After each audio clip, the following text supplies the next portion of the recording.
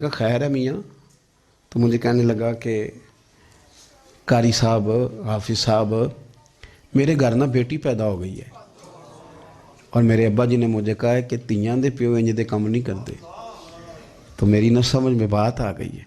بیٹیوں کا باپ اور بہنوں کا بھائی جتنا حیا والا ہوگا اور جتنی گھر میں حیا کی تعلیم دے گا، معاشرہ بڑا سنور جائے گا. سن لو، موتا امام محمد میں حدیث ہے، میرے نبی پاک نے فرمایا حیا کل کی کل ہی بھلائی ہے.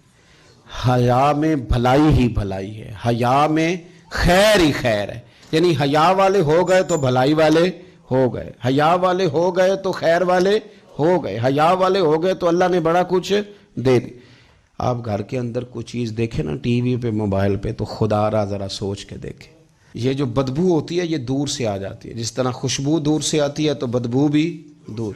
میں آپ سے عرض کروں کہ اپنے اوپر محنت کریں، اپنے آپ کو سنبھالا دیں.